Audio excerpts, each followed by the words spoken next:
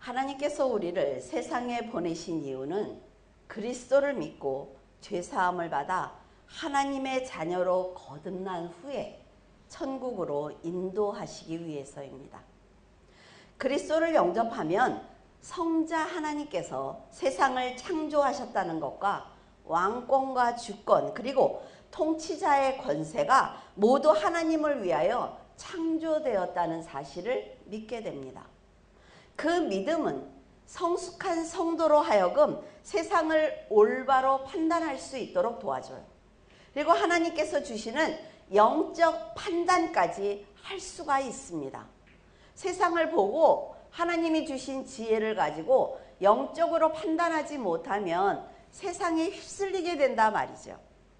하나님의 지혜를 받아 영안이 열리면 세상은 심판을 받을 곳이다 라는 것을 알게 돼요. 그리고 구원받은 성도는 영원한 세계로 들어간다는 그 사실을 믿게 됩니다. 세상을 바라보는 관점이 달라지면 지금까지 불안정하고 불확실했던 삶이 그리스도로 인해서 미래를 바라보는 소망이 생기는 거예요. 그리고 지금까지 쇠사슬에 묶였던 것처럼 그렇게 옥죄였던 모든 삶이 진리 안에서 자유롭게 됩니다. 이런 축복은 성령의 인도하심을 받은 성도들만 누릴 수 있는 복이란 말이죠. 세상 사람들에게 나가서요, 아무리 하나님을 얘기하고 천국을 얘기해도 이해하지 못합니다. 이건 믿음 안에서만 알 수 있는 사실이란 말이죠. 그러나 하나님의 특별한 축복을 받은 제사장들은 세상과 우상의 마음을 빼앗기자 하나님을 향한 두려움이 사라지고 말았어요. 하나님께서는 제사장들이 타락을 하자 더 이상 제사를 통해서 죄사함을 할 수 없다는 것을 깨달으신 거죠. 이제는 때가 되었구나. 그래서 인간의 몸을 입고 세상에 직접 오신 것입니다. 이 거룩한 사건을 사도 바울은 빌립보서를 통해서 이렇게 말하고 있습니다. 빌립보서 2장 5절에서 11절에 너희 안에 이 마음을 품으라. 곧 그리스도 예수의 마음이니 그는 근본 하나님의 본체시나 하나님과 동등됨을 취할 것으로 여기지 아니하시고 오히려 자기를 비워 종의 형체를 가지사 사람들과 같이 되셨고 사람의 모양으로 나타나사 자기를 낮추시고 죽기까지 복종하셨으니 곧 십자가에 죽으심이라. 이러므로 하나님이 그를 지극히 높여, 언제 높였다고요? 죽으셨을 때 모든 이름에 뛰어난 이름을 주사 하늘에 있는 자들과 땅에 있는 자들과 땅 아래에 있는 자들로 모든 무릎을 예수의 이름에 꿇게 하시고 모든 입으로 그리스도를 주라 시인하여 하나님 아버지께 영광을 돌리게 하셨느니라. 하나님께서 사람의 죄를 용서하실 방법은 오직 예수님께서 성육신 하시는 것 뿐이었습니다. 예수님께서는 죄가 없으신 의로운 분이에요. 하지만 죄인을 위해서 화목제물이 되자 하나님께서는 그때야 비로소 예수님을 높여주셨습니다. 예수님께서 스스로 자신을 낮출 때 높아졌다 말이죠. 자신의 생명을 죄인들을 위해서 버리셨을 때 큰 권세를 가지신 그리스도가 된 것입니다. 그리스도께서는 그때나 지금이나 앞으로도 절대자이십니다. 그래서 하늘에 있는 자들과, 하늘에 있는 자들이 누구예요? 천사들과 땅 위에 있는 자들과, 지금 우리들이죠. 그리고 땅 아래에 있는 자들, 죽은 사람들, 그 모든 사람이 그 이름 앞에 모두 무릎을 꿇어야만 합니다. 성도들이 그리스도를 주라 시인했을 때 비로소 하나님께 영광을 드릴 수 있는 것입니다. 신명기 14장 22절에서 23절에 너는 마땅히 매년 토지 소산의 11조를 드릴 것이며 내 하나님 여호와 앞 곧 여호와께서 그의 이름을 두시려고 택하신 곳에서 내 곡식과 포도주와 기름의 11조를 먹으며 또 내 소와 양의 처음 난 것을 먹고 내 하나님 여호와 경외하기를 항상 배울 것이니라. 지난번 설교에 아브라함과 멜기세덱에 관해서 자세하게 말씀을 드렸어요. 11조가 율법으로 법제화되기 전에도 불구하고 아브라함이 멜기세덱에게 11조를 드렸다는 것은 그 당시 하나님의 백성들이 믿음으로 11조를 드리는 삶을 살았다는 증거입니다. 백성들이 드리는 11조는 성전에서 일하는 제사장과 레위인들이 사용을 했어요. 그리고 매 3년 끝에 드리는 11조는 레위인뿐만이 아니라 가난한 과부와 고아 그리고 나그네들을 배불리게 먹이는 데 사용되었습니다. 하나님께서는 백성들이 정상적이고 건강한 삶을 살 수 있도록 율법을 주신 거예요. 그 법에 매이게 하려는 것이 아니라 그 법을 잘 지키면 건강해진단 말이죠. 그리고 아주 정상적인 삶을 살 수가 있어요. 그래서 반드시 지켜라 라고 말씀하신 거죠. 이렇게 율법을 주신 것은 아브라함과 야곱이 드렸던 11조의 근본을 알려주시기 위해서였습니다. 온전한 11조를 지키는 경건한 백성에게 복을 주시기 위해서였어요. 11조의 설교를 하기가 너무 힘들더라고요. 그래서 하나님께 기도했을 때 하나님 뭐라 그러셨냐면은 이거는 법이 아니라 내가 그들의 돈을 빼앗으려는 것이 아니라 복을 주기 위해서 정한 거야 라는 말씀을 하셨어요.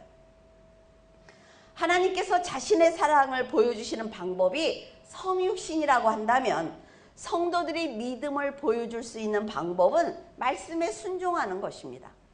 하나님께서 말씀하시기를 너희들이 11조를 드려서 나의 창고에 늘 양식이 있게 한다면 나는 11조를 드린 너희들에게 하늘문을 열어서 쌓을 것이 없도록 복을 주겠다라고 약속을 하셨어요. 이거는 순종의 삶이 그만큼 중요하다는 것을 알려주시는 것입니다. 이 설교가 2012년에 한 거더라고요. 2012년 4월, 5월 막 이럴 때 했어요. 그러면서 제가 그 설교를 읽으면서 이런 생각을 했습니다. 이럴 때는 굉장히 이때는 내가 성도들을 무서워했구나. 성도들한테 이 얘기를 했을 때 시험 들면 어떻게 하지? 그 설교에 녹아있더라고요. 얼마나 여러분들을 두려워했는지. 그때는 내가 되게 어렵구나 라는 생각을 했어요. 왜 자신 있게 말하지 못했지? 그런데 이게 돈 얘기란 말이죠. 그래서 시험 들까 봐 두려웠던 거예요. 그래서 그 설교를 다 뒤집어 엎었어요. 이젠 자신 있게 할 수 있죠. 예수님께서 율법 학자들과 바리새파 사람들을 책망하실 때 너희는 박하와 회양과 근처에 10분의 1, 11조는 하지만 그래서 내가 볼 때 사람들이 볼 때 율법을 참 잘 지키는 사람이야. 그런데 정의와 자비와 신의와 같은 중요한 율법은 너희들이 대수롭지 않게 여기고 있다라고 책망하셨어요. 이렇게 말씀하신 것은 가식적인 신앙을 가진 바리새인보다 그 율법을 잘 지켰던 유대인들이 보기에는 믿음이 좋아 보이지만 실은 너희들은 그들보다 더 악한 사람이야 라는 말씀을 하신 거예요. 여러분, 하나님께서 내가 거룩하니 너희도 거룩하라 라고 말씀을 하셨습니다. 그럼 우리가 거룩하게 되는 방법이 뭘까요? 교회 잘 오는 거? 그리고 교회 와서 믿음 있는 척 하는 거? 아니요. 거룩하라는 거는 내가 가진 빵을 약한 사람들에게 나누어 주는 것. 그리고 성도들이 모여서 어떻게 삶을 살았느냐고. 내가 당신을 위해서 기도하고 있다고. 이렇게 힘을 주는 거. 이게 하나님이 보실 때 거룩한 거예요. 어렵지 않죠? 그러니까 하나님께서는 너희들은 세상 사람들과 구별됐으면 좋겠어. 거룩이 구별되는 거잖아요. 그래서 나는 세상과 인간과 구별된 자야. 그래서 내가 이렇게 거룩한 것처럼 너희도 거룩했으면 좋겠어 라고 말씀하시는 거죠. 그래서 하나님의 말씀에 우리가 순종할 때 거룩해질 수 있단 말이지. 11조를 드리는 것도 중요합니다. 하지만 정의와 자비와 믿음을 지키면서 삶을 통해 하나님을 드러내는 것이 더 중요한 것입니다. 즉 11조를 드리는 것으로 하나님의 일을 나는 다 했다 라고 자부했던 그들에게 그리스도인이 지켜야 하는 도덕적인 기준이 여기까지야 라고 그 도덕적인 기준을 높여주신 거예요. 그래서 그리스도를 믿으면요, 거룩해질 수밖에 없고 도덕적으로 선할 수밖에 없습니다. 성도들은 말씀으로 사는 옳은 행실을 보여야만 하나님께 인정을 받을 수가 있어요. 아모스 4장 4절에서 5절, 너희는 베델에 가서 범죄하며 길갈에 가서 죄를 더하며 아침마다 너의 희생을 3일마다 너의 11조를 드리며 누룩 넣은 것을 불살라 수훈제로 드리며 낙헌제를 소리내어 선포하려무라. 이스라엘 자손들아, 이것이 너희가 기뻐하는 바니라. 주 여호와의 말씀이니라. 북이스라엘의 왕으로 추대된 여로보암이 죄에서 떠나지 않았습니다. 그러니까 제사장들이 남유다로 다 도망을 갔어요. 그러니까 제사장이 없잖아요. 그러니까 여로보암이 일반인들을 세워서 제사장으로 삼은 거예요. 그런데 여러분, 율법을 제대로 배우지 못한 그들이 어떻게 하나님께 올바른 제사를 드릴 수가 있겠어요? 남유다 백성들도 마찬가지지만 북이스라엘 백성들은 우상을 숭배하는 그런 신앙을 가졌기 때문에 그들이 습관적으로 드렸던 11조는 모두 우상을 숭배하는 데 사용되게 되었습니다. 올바른 믿음을 갖지 못하면 그의 삶도 그가 드리는 헌금도 거룩해질 수 없는 거예요. 남유다 역시 하나님과 우상을 동시에 섬겼어요. 그렇기 때문에 11조를 드리는데 태만하였습니다. 그러니까 그들이 거룩한 하나님께 흠있는 제물을 드리는 거죠. 이렇게 백성들이 11조를 드리지 않자 이런 일이 일어나기 시작을 했어요. 제사장들이 성막에서 일하는 그 일에 전념할 수가 없습니다. 그러니까 살기 위해서 나가서 세상 일을 할 수밖에 없는 거죠. 느헤미야 13장 10절에 보면 내가 또 알아본즉 레위 사람들이 받을 몫을 주지 아니하였으므로 그 직무를 행하는 레위 사람들과 노래하는 자들이 각각 자기 밭으로 도망하였다라고 기록하고 있습니다. 백성들이 11조를 드리지 않자 하나님께 기업을 받지 못한 레위인들은 살기 위해서 세상에 나가서 일을 해야만 했습니다. 그 결과 하나님의 일에 충실할 수가 없는 거예요. 성막 일과 세상 일을 병행해야 했던 제사장들은 백성들에게 법을 가르치는 일에 소홀했습니다. 왜? 시간이 없으니까. 백성은 그로 인해 법을 배우지 못했죠. 그래서 죄를 짓는 악순환이 계속되었던 것입니다. 기업이 없는 제사장은 백성들이 드린 11조를 받는 대신 말씀을 상고하고 백성을 가르치며 성막에서 제사를 드리는 일을 해야 했지만 그런 일이 전혀 이루어지지 않은 거예요. 북이스라엘과 남유다에서 이혼과 자폰이 성행한 것을 보면 그들은 하나님의 법을 지킬 생각이 전혀 없었다는 것을 알 수가 있습니다. 이런 신앙을 가진 사람이 만약 11조를 드렸다고 해도 그 헌금은 오직 내가 세상에서 잘 살기 위한 수단입니다. 내가 하나님 앞에 11조를 드렸어요. 그러니까 하나님이 나한테 더 복을 줘야 돼. 그래서 어떤 분은 그런 기도를 한다고 그러더라고요. 우리 교회에서 제일 11조를 많이 하게 해주세요. 근데 여러분 잘 생각해야 돼요. 내가 100만 원을 벌어서 10만 원을 드리는 건요 11조 하기 쉽습니다. 그래서 하나님이 복을 줬어. 1000만 원을 벌어. 그러면요 100만 원 뛰는 건 결코 쉽지 않아요. 근데 너무 이상하지 않습니까? 내가 90만을 갖는 것보다 900만 원을 갖는 게 훨씬 낫지 않아요?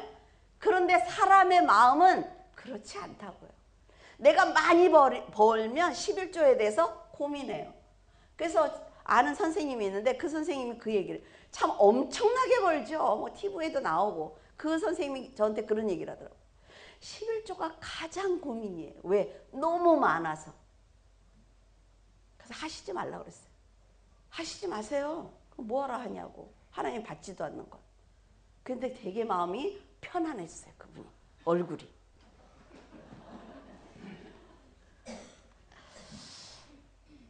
여러분 이런 마음을 가지고 11조를 하면 하나님께서 받으실 만한 공의로운 제물이 되지 못합니다.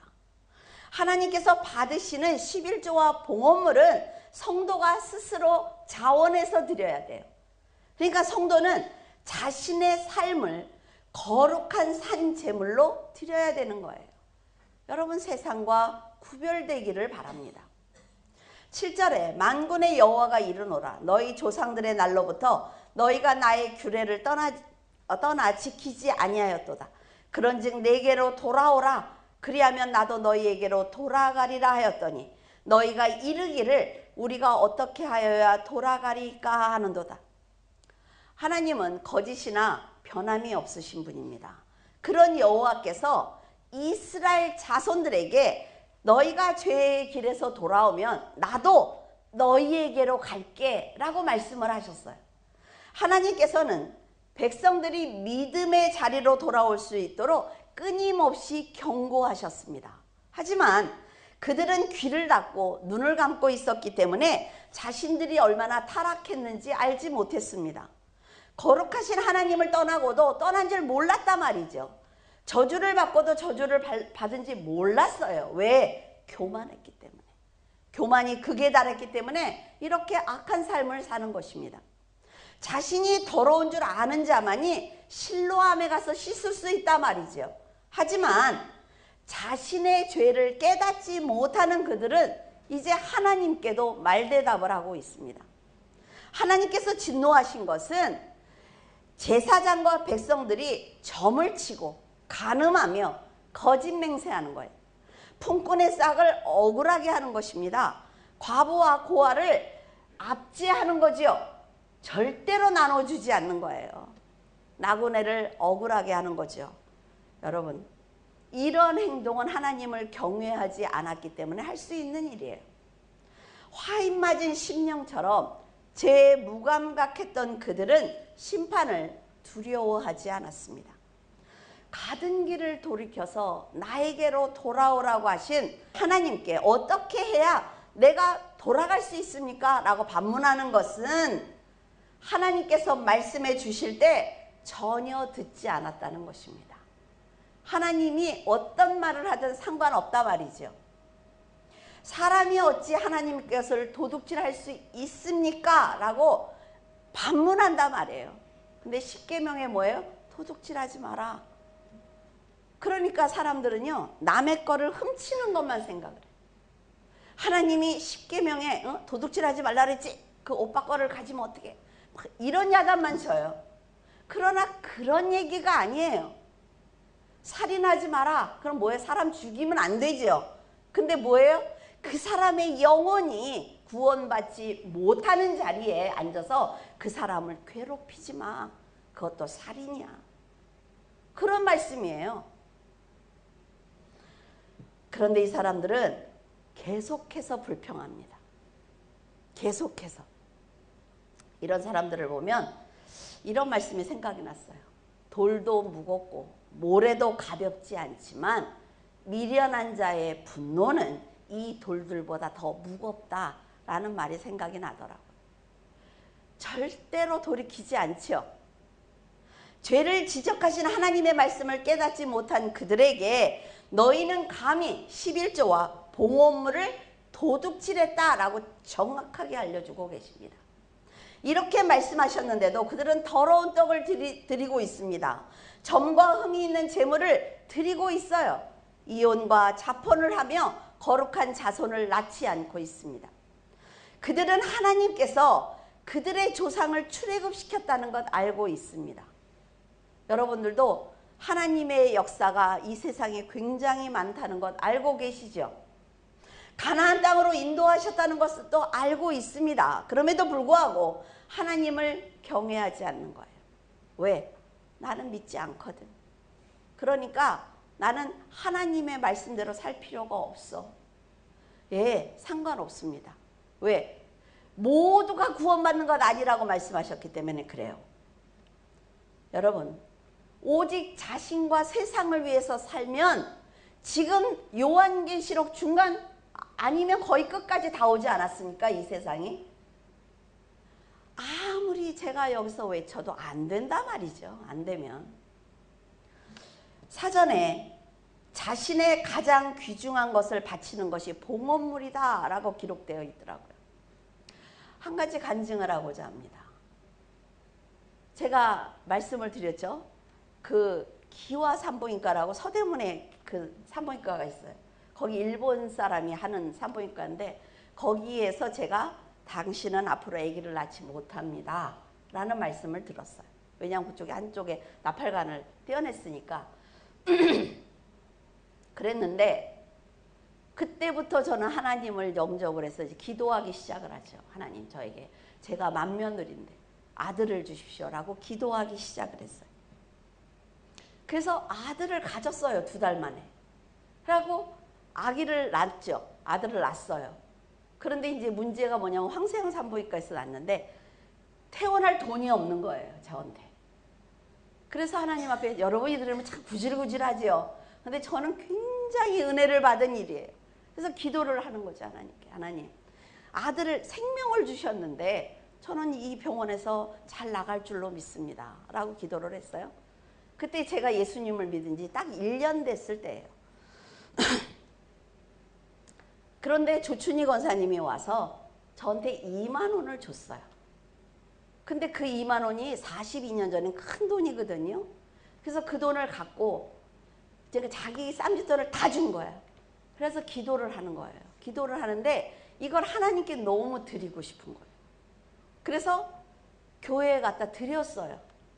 남편을 통해서 갖다 하나님께 드리면 좋겠다. 왜? 이건 내 마음이니까. 생명을 주셨는데 하나님이 세상에 흘러다니는 이 돈을? 라는 생각이 들었어요. 그래서 하나님께 그 2만 원을 드렸어요. 그냥 다. 그리고 다시 기도하기 시작을 하는 거예요. 저는 산부인과에 앉아서. 근데 하나님이 그 다음날 60배의 축복을 주셨어요. 그래서 120만 원이 들어왔어요. 오는 사람마다 돈을 이렇게 많이 주더라고요. 저는 이런 경험을 했거든요. 왜? 하나님이 살아계신다는 걸 정말 믿으니까. 그러니까 정말 그 돈을 2만 원이라는 돈을 드릴 수가 없는 거예요. 그 상황에서. 그러나 하나님이 살아계신다는 거를 저는 경험하고 싶었고 보고 싶었어요. 그래서 드렸어요. 여러분, 이건 제 삶에서 경험한 거란 말이에요. 하나님은 살아계십니다. 하나님은 역사하고 계세요. 하나님은 여러분들의 가장 귀한 것, 여러분의 가장 귀한 시간, 가장 귀한 믿음, 가장 귀한 그 전도의 입술에 나오는 모든 걸 듣고 계시는 분이에요. 그래서 하시라는 겁니다. 자신에게 가장 중요한 것을 드릴 수 있는 믿음은 하나님 나라에 대한 소망과 예수 그리스도의 희생에 대한 감사가 있어야만 드릴 수 있는 것입니다. 하나님께 받은 것을 다시 드릴 수 있는 믿음이 아마도 저는 사랑이라고 생각을 합니다. 하나님께서 백성들에게 원하시는 것이 정말 돈일까요? 하나님이 여러분의 주머니만 들여다보고 있을까요? 그래서 넌 11조를 안 했으니까 나는 너한테 복을 안 줄 거야. 이러시는 분일까요? 아니요. 돈 때문에 세상에 와서 죽어주셨을까요? 정말 백성들이 11조와 봉헌물과 예배만 드린다면 하나님께서 하늘문을 여시고 싸울 것이 없도록 복을 주실까요? 아니요. 여러분의 마음입니다. 하나님께서는 백성들의 가식적인 신앙을 원하는 것이 아니라 말씀대로 살기 위한 그 노력한 진실된 삶을 원하셨을 것입니다. 온 나라가 하나님의 것을 도둑질했기 때문에 저주를 받았다라고 말씀하시는 것을 보면 하나님께서 원하시는 것은 바로 온전한 11조를 드릴 수 있는 백성들의 참된 믿음과 삶이라는 것을 알 수가 있습니다. 만약 그들이 하나님을 진심으로 믿었다면 이혼이나 자폰을 하지 않았을 것이고 점을 치거나 간음하지 않고 쾌락을 즐기지 않았을 것입니다. 하나님께서 세상과 천국의 주인이라는 것을 정말 믿었다면 정직한 11조를 드려서 레위인이 하나님의 일을 하도록 도와야만 합니다. 그리고 가난한 과부와 고아와 나그네를 대접해야만 해요. 요한복음 6장 28절에서 29절 그들이 묻되 우리가 어떻게 하여야 하나님의 일을 하오리까? 예수께서 대답하여 이르시되 하나님께서 보내신 이를 믿는 것이 하나님의 일이니라 하시니라. 너무 쉽기도 하고 너무 어렵기도 한 얘기예요. 하나님의 일은 바로 하나님께서 보내신 예수님을 잘 믿는 것입니다. 여러분이 하나님의 일에 충성하고 싶거든 예수님을 잘 믿고 주님의 말씀대로 따른다면 그것이 곧 하나님의 일을 잘하는 거라 말이죠. 내가 하나님을 잘 믿고 그리스도를 사랑하는데 교회에서 봉사하지 않는다고요? 다 처음에 시작이 그거라 말이죠. 내가 내 남편을 사랑하고 내 아내를 사랑하면 꽃다발도 사다 줄 수 있고 남편이 들어올 때 밥도 잘 차릴 수 있어요. 그런데 남편이 들어왔는데 냉장고에 반찬 있어 꺼내 먹어 이러면요 사랑하지 않는 거예요. 그거는. 그러니까 남편들이 잘 알아야 돼요. 밥상을 보면 돼. 응? 밥상을 보면 비기 싫으면 김치 하나에 간장 하나. 왜? 하기 싫거든. 그 사람을 위해서. 그러니까 사랑하지 않는 거예요. 그러니까 하나님을 사랑하면 한다니까요. 이은희 권사님이 왜 간장을 줬구나. 그래. 그럴 수 있어요. 그럴 수 있어. 그러니까 남편도 잘해야 돼. 꽃다발을 갖다 줬어요? 안 갖다 줬구나. 그리스도를 믿는 성도는 가난한 자를 도와야 합니다. 그런데 여러분 아셔야 돼요. 자, 내가 사과가 하나 있어요. 하나님이 도우랬지. 다 주면 안 돼. 왜? 나는 먹을 게 없잖아. 나도 있게 하고 그도 있게 해야 돼요. 그래서 반을 잘라서 주는 거예요.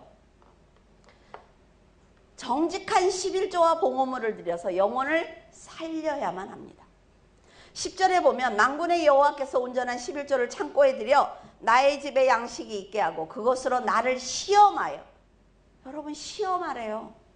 내가 하늘문을 열고 너희에게 복을 쌓을 것이 없도록 굳지 아니하나 보라. 하나님께 온전한 11조를 드린 다음에 하나님이 나한테 복을 주는지 안 주는지 시험하라고 하십니다. 이 말씀은요 여러분 엄청난 힘을 주는 거예요. 성경에만 기록되어 있는 게 아니라 말이에요. 세상에 어떤 나라도 이런 약속을 받은 나라가 없습니다. 오직 이스라엘만 하나님께서 직접 약속을 하셨어요. 백성들의 헌신으로 하나님의 창고에 양식이 있어야만 레위인도 일할 수 있고 가난한 사람도 도울 수 있습니다. 우리 교회도 올해부터 어때요? 가난한 이웃을 위해서 나눠주는 일을 하고 있습니다. 그전에는 명덕고등학교에 장학금을 200만 원씩 보냈어요. 근데 이제는 이웃에 나눠주는 일을 하고 있습니다. 왜? 하나님의 말씀이니까. 이렇게 하나님의 일과 생명을 살리는 일에 헌신한 사람은 하늘 문을 열고 쌓을 것이 없도록 복을 주실 것이라는 약속을 하셨단 말이에요. 그러면은 이런 복을 받고 싶죠. 하늘 문을 열고 복을 주면 어느 정도인 거야 도대체. 금괴가 떨어지나? 해봐야 되는 것 아닙니까? 신명기 28장에 보면 네가 여호와의 말씀을 듣고 모든 명령을 지켜 행하면 네 하나님께서 너를 세계 모든 민족에 뛰어나게 하실 것이라고 약속하고 있습니다.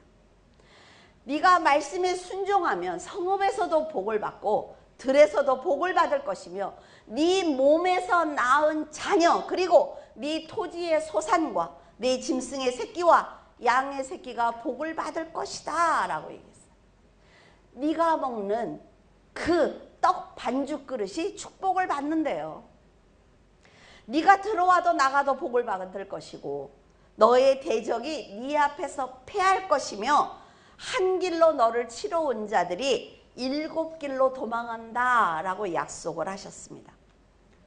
땅의 모든 백성이 여호와의 이름이 너를 위해서 불리는 것을 보고 너를 두려워할 거야. 여러분 그러시면서 하늘의 문을 열고 복을 받는 걸 직접 경험하게 될 것이라고 말씀을 하셨습니다. 이런 복을 받기 위해서는 조건이 있다 말이에요. 조건이. 하나님의 명령을 듣고 명하시는 모든 일을 지켜야 세상을 초월한 하늘의 복을 받는다라고 말씀하고 계세요. 11절에 만군의 여호와가 이르노라 내가 너희를 위하여 메뚜기를 금하여 너희 토지 소산을 먹어 없애지 못하게 하며 너희 밭에 포도 열매가 기한 전에 떨어지지 않게 하리니. 놀라운 복입니다. 이것은 하나님께서 살아있는 우리들에게 주시는 놀라운 복이에요. 하나님의 백성이라면 당연히 들어야 되는 헌금이라 말이죠. 그 11조와 봉헌물을 하나님께 정직하게 드렸을 때 자연재해를 막아주신대요. 물론 이 세상은 지금 아주 난리죠. 난리예요. 그런데 하나님께서 피할 길을 주신다는 거예요. 재산에 손실이 없도록 내가 도와줄게. 그랬다 그래서 또 시골에 그분 장로님인데 어머 하우스가 날라갔던데요 이러지 마. 그럼 그 사람이 또 연단받아야 될 일이 있는 거죠. 그거는 어때요? 순간 어떤 생각이 코에 걸면 코걸이 귀에 걸면 귀걸이네. 그렇죠? 네 맞아요. 그 하나하나한테 하나님은 적용하시기 때문에 여러분들이 그런 거 생각할 것 없어요. 땀 흘려 노력을 해서 추수한 곡식을 상하지 않게 해주겠다라고 약속을 하셨습니다.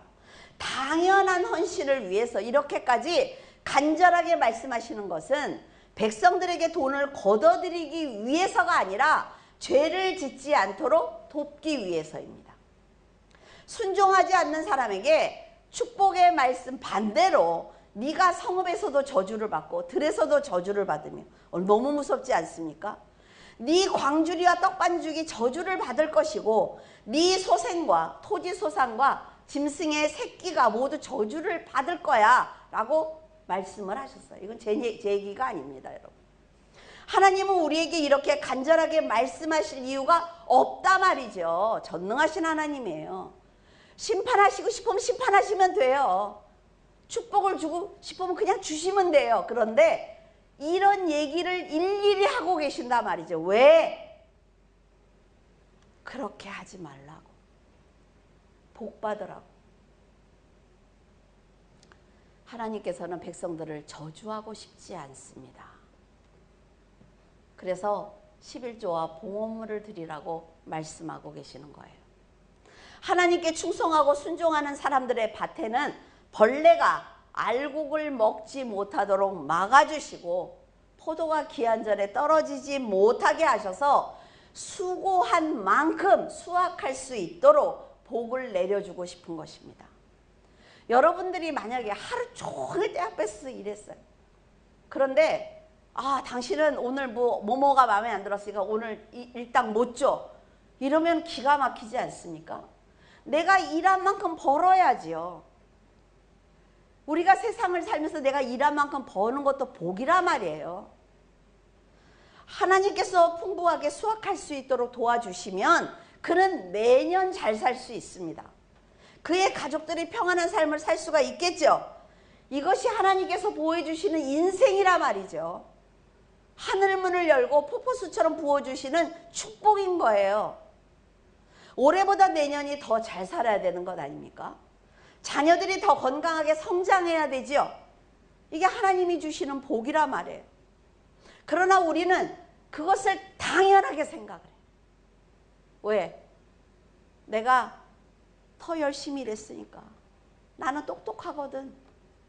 회사에서 나는 내 힘으로 인정을 받아서 월급이 올랐는데 이게 무슨 하나님의 은혜야? 그러면 끝이에요. 끝. 더 이상 그 사람한테 무슨 말을 하겠어요? 죽도록 일을 했는데 비가 내리지 않아요.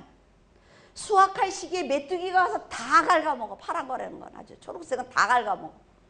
포도 열매가 기한 전에 떨어졌어요. 여러분 그것보다 힘든 인생은 없습니다. 제때에 비가 오고 논에는 곡식이 넘실거리고 밭에는 포도가 주렁주렁 달린다면 그 복은 내 자손에게 이어질 것입니다.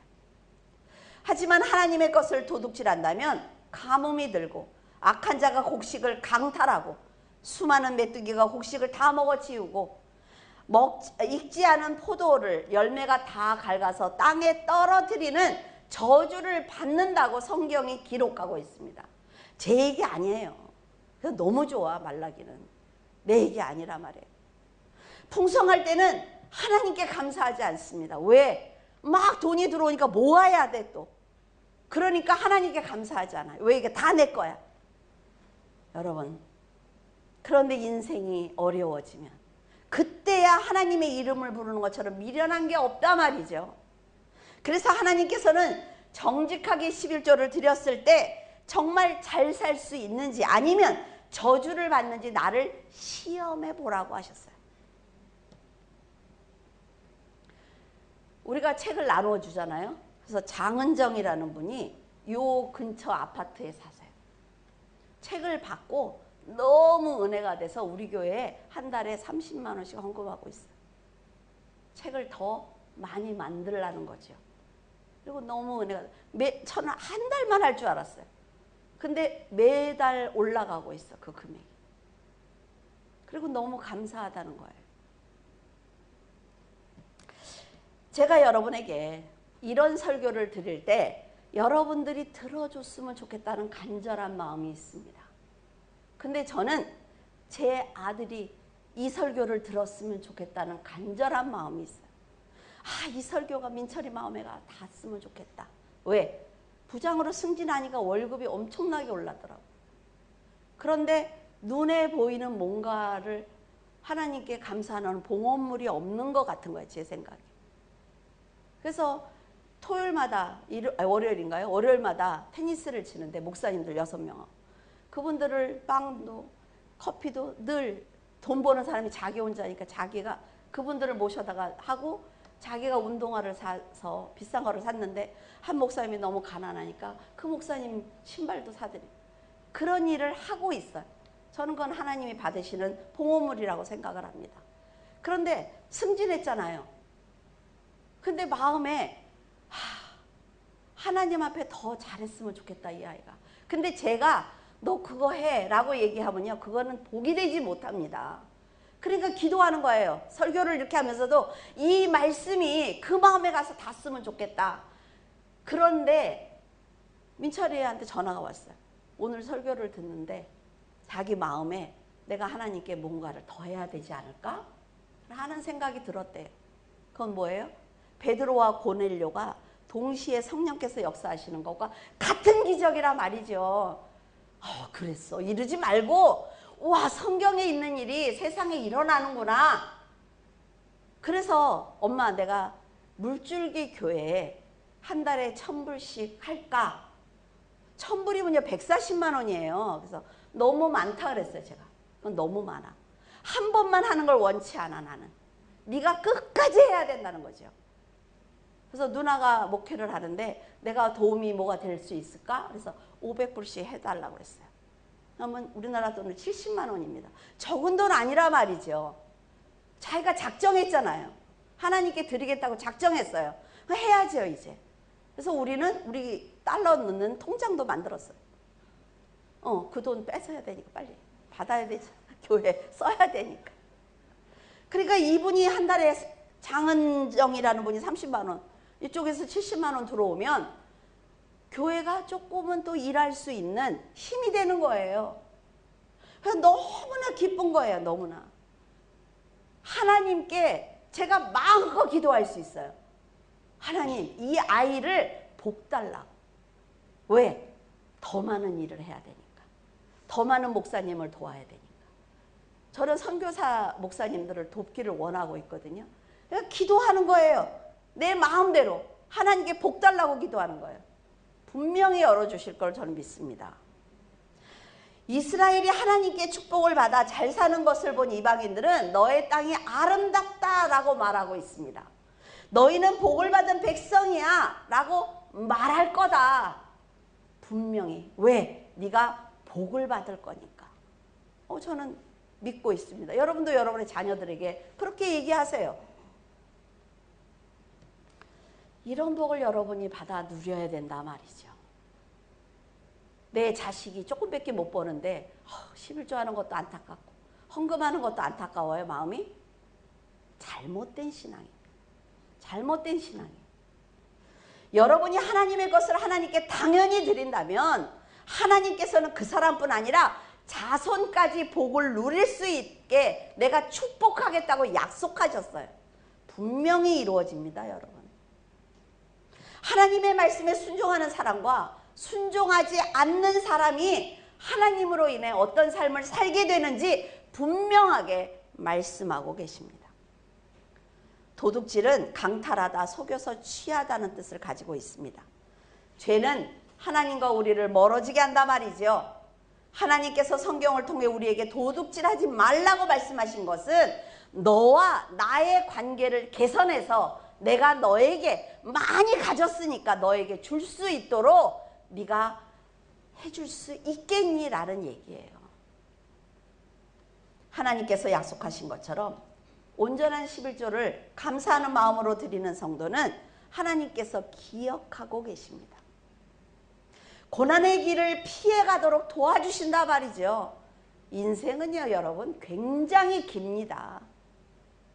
그런데 내가 하나님께 부모에게 용돈을 받고 아기가 태어나고 또 좋은 일이 있을 때 여러분 감사하십니까? 우리가 알지 못하는 악한 영의 역사로 그 역사로부터 피할 길을 예비하신 성령님과 함께 동행해야 안전할 수 있습니다. 설교 들으면서 그러는 거 아니야? 내가 11조를 조그마하니까 목사님 나들으라고 하는 거야. 그렇지 않아. 뭘 얼마나 한다고 해도 그렇지 않아요? 하나님께서 하늘의 문을 여시고 쌓을 곳이 없도록 부어주시는 축복을 받는다면 이 세상에서 많은 영혼을 구원할 수 있을 뿐 아니라 우리의 구원도 지킬 수 있습니다. 여러분은 헌금을 미리 찾아다 놓으십니까? 저는 한 달에 300만 원씩 꼭 찾아다 놔요. 한 주에 50만 원씩 드리려고. 얼마나 행복한지 모른다 말이죠. 믿음으로 살아내는 여러분의 삶이 바로 산재물입니다. 하나님께서 원하시는 거룩한 백성의 모습이라 말이죠. 구원보다 더 큰 축복이 없다는 것을 여러분이 아셨으면 좋겠어요. 이 설교를 듣고 시험 들면 안 돼. 여러분이 하나님께 드리는 그 헌금 제가 가져가지 않아요. 시험 들지 마세요. 안 해도 돼, 하기 싫으면. 그러나 하나님께서 여러분에게 복을 주시기 위해서 내가 정말 쌓을 것이 없도록 너에게 주나 안 주나 보라고 말씀하시는 그 하나님의 말씀을 믿는다면 그거 못하겠습니까? 그거 못해요? 나이가 먹으니까 되게 뻔뻔해졌죠. 나이 먹은 게 이게 좋더라고요. 아무 말이나 할 수 있어서. 여러분, 하나님의 나라와 영혼 구원을 위해서 헌신하시기를 바랍니다. 그리고 말씀에 순종한다면 하나님께 여러분의 미래를 맡길 수가 있어요. 분명히 역사하실 줄로 믿습니다. 기도하겠습니다. 할렐루야. 살아서 역사하시는 하나님, 은혜를 감사를 드립니다. 하나님, 저희들이 경험하지 못해서 아버지를 온전히 믿어드리지 못하고 있습니다. 나의 부모가 얼마나 나를 위해서 열심히 일하고 있는지 아이들이 깨닫지 못해서 부모에게 불평을 하는 것과 같습니다. 그러나 하나님, 아버지 하나님께서 부르시고 택하신 귀한 성도들이 오니 아버지 하나님께서 기다려주시고 인내하신 것만큼 성도들이 성장할 수 있기를 원합니다. 아버지, 정말로 헌금에 대해서 설교할 때 성도들이 시험들까 너무 염려가 되는 가운데 있습니다.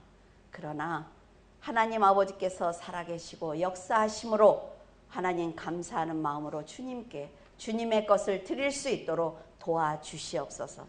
시간에 11조를 드리게 하시고 봉사에 11조를 드리게 하시며 건강에 11조를 드려 하나님께 영원히 사랑받는 귀한 성도가 될 수 있도록 축복하여 주시옵소서. 주님께서 함께 하심을 감사하며 우리 주 예수 그리스도 이름으로 기도드립니다. 아멘.